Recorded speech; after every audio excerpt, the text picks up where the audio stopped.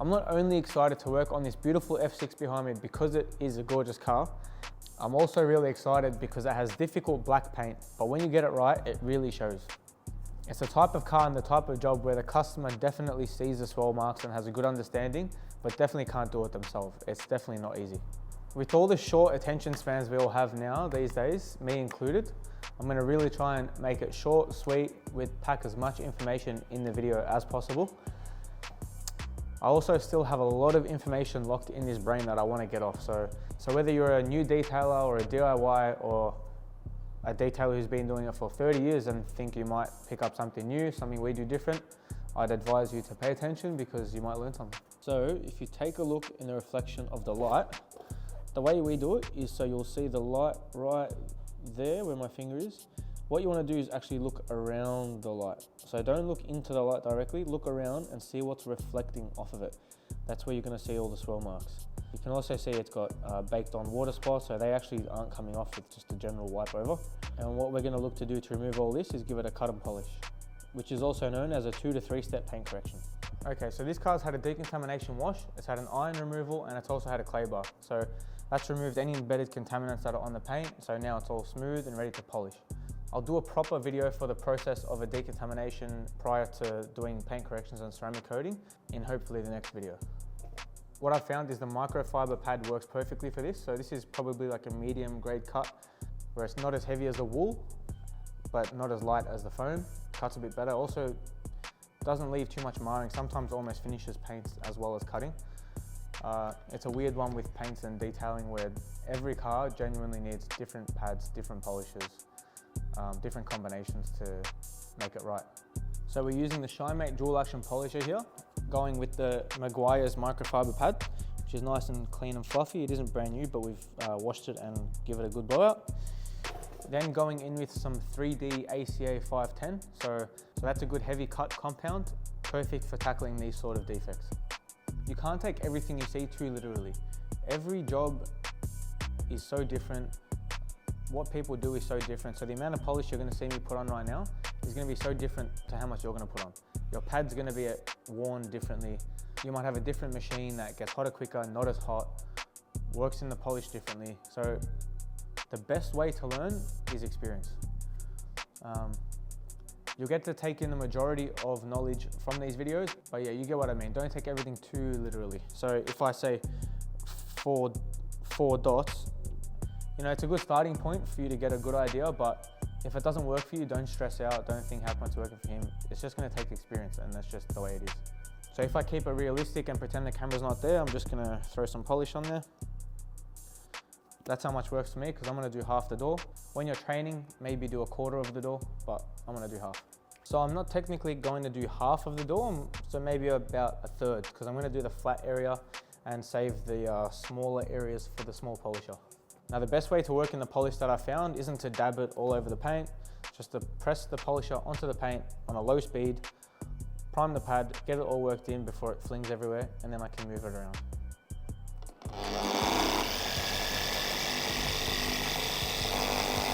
Now I can turn it up a bit and spread it around.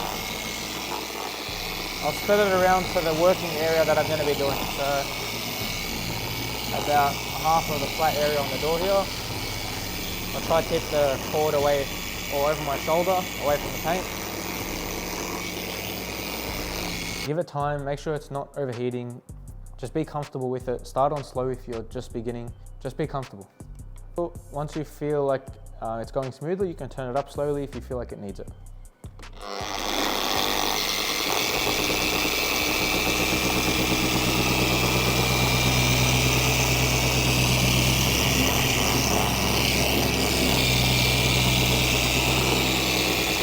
Now this is in real time, you can see how slow I'm moving. I want to give that pad and machine enough time to actually cut down these defects.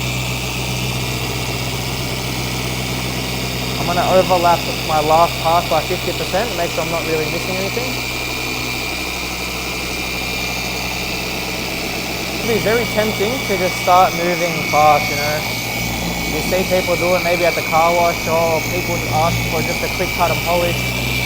It's not realistic. You can't do a quick cut and polish. You can, but it won't be a good one. The defects will still be there. You might enhance the gloss a little bit, but it won't be a good one.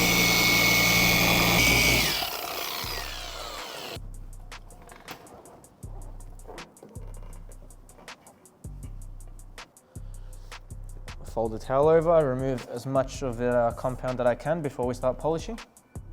Now these are the results. So if you actually take a look again around the light, the reflection, you'll see there's actually micro marring now from the cutting step. So we've actually sort of, in a way, caused damage. So what we've essentially done is turned the bigger scratches into smaller scratches. We're now going to refine these smaller scratches into pretty much no scratches, almost like sanding. So you start at a high grit and you come down to a lower grit. Cut and polishing is pretty similar. I've gone and taken that microfiber pad off and swapped it over to a sort of medium to soft foam pad. So generally foam pads are softer, then microfiber is more to the medium side. So now that the cut step is over, we want to do the polish step. Hence the term cut and polish. So we're going to refine these scratches with a lighter polish. This has less abrasives, it's a bit more smoother, goes a further way. It's going to transform the reflection and really bring out the gloss as well. So I tend to put a little bit less polish. That might even be a little bit too much, but I'll just have to wipe it off. Another example, don't take things too literally. This polish goes a lot further than other polishes I've seen. Other polishes dry out a lot quicker, other polishes go a lot further. You just try your polish out, nothing is going to beat experience. Take the fundamentals from this video and practice, practice, practice. All right, essentially the exact same steps. Going to put the pad onto the paint, turn it on slowly, prime the pad, work in the polish before we move along.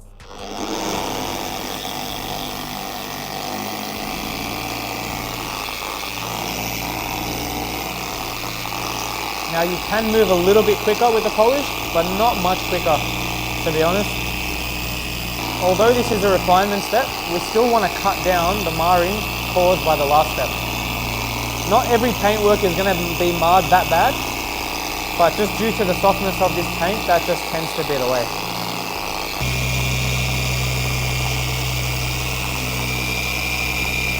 Just remember not to lose patience. I know you'd love to just get it over and done with. It gets a little bit annoying sitting here, but it's the only way. It's the only way you're going to get results. The machine and pad and polish need time to work. The difference in pricing of most services is the cheaper jobs probably aren't spending as much time doing this. The reality is all this labor is really what you're paying for. Yes, the ceramic coatings cost money, but without the preparation, the coating means nothing. The coating won't bond, the coating won't look good, and won't work the way you want it to work. Similar to a restaurant, without the hard quality work going into the preparation, the food's not going to be as good, you're not going to be happy, or in this case, ceramic coating won't be as good and you're not going to be happy. Now with this step, I'm going to take a little bit more precautions in wiping. I've got a nice clean cloth which isn't contaminated, hasn't touched the floor, there's not going to have anything here that's going to scratch.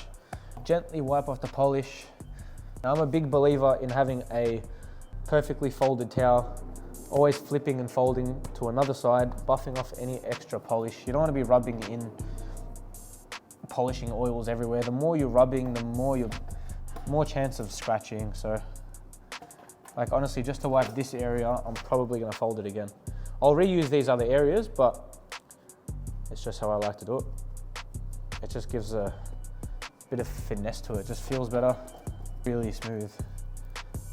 Oh, another flip. See, it's just habits, but it just gives a feeling of finesse. All right, are you ready to see these results? This is why I love doing this job. It brings so much satisfaction, and you just know the customer is going to be wrapped with this. And doing these videos as well really shows the work that goes into it and what's actually being done. So not only is it informative for the customer, but you can also learn a bit and help you with your jobs too. You know what, before I show you that, I want to show you what we started with. So that's what we started with. So like I said, remember to look around the reflection of the light. So you can see all the haze, all the scratches. Now that's all reflecting off the sun, so there's no gloss.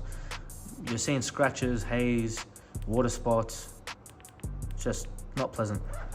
And then, I don't want to reveal too much, so all that haze here is the cutting step. So the haze that's popping up now, all that really heavy haze. So that's the light So they're the micro scratches that we put in to remove all these bigger ones, these longer, heavier ones. We then put in these small ones. Then moving over to what we've done, hopefully you can see the clarity difference. So the camera's really not doing this justice, but you can even see the blue popping out of this black paint now. It is literally 100%. You know what, I'm not gonna say 100%. I'm not gonna say 100%, I'm gonna say 99 because we take it a step further at the showroom, and I'm gonna show you what I mean by that. All right, now where most people would stop, we take it that little bit further. So I've ripped off that foam polishing pad and I have changed it for pretty much a waxing pad. This is a very soft, you can probably see the bounce, the retention there, very soft pad. With the right polish and the right speed and the right pressure, it takes paint, especially soft silhouette paint like this, to the next level. Just when you think you couldn't get much better gloss, this is gonna take it there. Not only are we doing that to refine the paint that even further and just make that paint really pop, we're gonna use a priming polish, which has very little to zero abrasives as well. That's not only gonna enhance the gloss, it's also gonna prime the paint for the ceramic coating. Especially being soft paint, perfection is really, really hard to promise. We also really, really strive for it. When we ceramic coat, as you'll see in probably another video, most of the process is touching the paint. So not only are you applying the liquid on an applicator, rubbing it onto the paint, you're wiping with multiple cloths, especially if it's a good coating, it's very sticky and you're gonna be wiping a lot. You're gonna make a slight scratch or swirl somewhere. It's inevitable. This just takes it to the next level in trying to avoid that, while looking the best. So enough rambling on, I'm gonna get some of this onto that. The slower hand speed and slower machine speed is just gonna give it that refinement that's just literally unmatched. You'll see with the different processes of the cutting, polishing, and now sort of the priming and refining, the type of polish that's on the paint. See how you can barely even notice this polish on the paint? That just shows you how little abrasives are in it and how fine it actually is. That's a pretty decent indicator of what step we're sort of on. Now this job really takes some finesse, so I'm experienced obviously, but if you're not, what you want to be doing is checking your pads and making sure that it's actually flat on the panel. Like if you see this, hopefully you can see in the video right now, it looks flat to me from here, and if I'm inexperienced, I don't know how it feels, so I just think it's normal. But you can actually see there's actually a gap. I can see my hand underneath there. So you always want to make sure to get used to the feeling of the pad being flat. That way you get the most efficient job.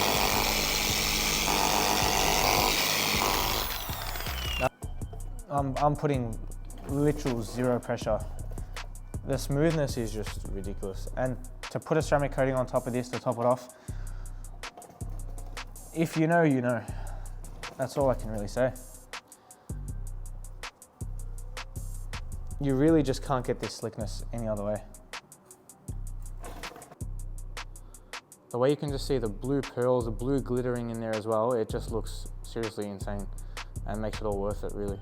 Now that's a wrap on the paint correction process on this beautiful F6E here that we have in silhouette. Hopefully you picked up some good information. It wasn't too much of a drainer for you to watch and you took a lot out of it. We'll make a video on the ceramic coating after that. Please comment any questions you have, any criticism, bad, good, love to read it. Follow, subscribe, we'll be uploading more. Hopefully these videos get a lot of traction, motivate me to make more educational videos and give you all the info I've learned over the last 6-7 years. Take it easy.